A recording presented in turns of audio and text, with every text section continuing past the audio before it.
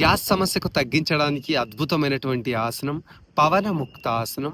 ఏకపాద పవన ముక్తాసనం. ఒక్కొక్క పాదంతో ఒక్కొక్క పాదంని పైకెత్తి మడిచి పూర్తి స్థాయిలో చిన్ని టచ్ చేసేంత వరకు ప్రయత్నం చేయాలి. ఫోరెడ్ కూడా టచ్ చేయొచ్చు, చిన్ టచ్ చేయొచ్చు. ఈ విధంగా మనం అభ్యాసం చేసుకోవచ్చు. తర్వాత పాదం మారుస్తూ మరో పాదం శ్వాసని తీసుకొని వదిలేస్తూ చిన్ టచ్ చేయాలి. మోకాల్ని చిన్ టచ్ చేస్తూ తర్వాత ఫోరెడ్ కూడా టచ్ చేసుకోవచ్చు.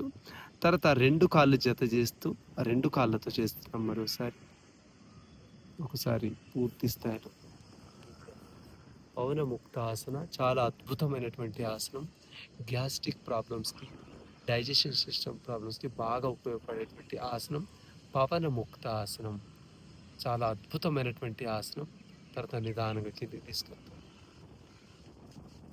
సమస్త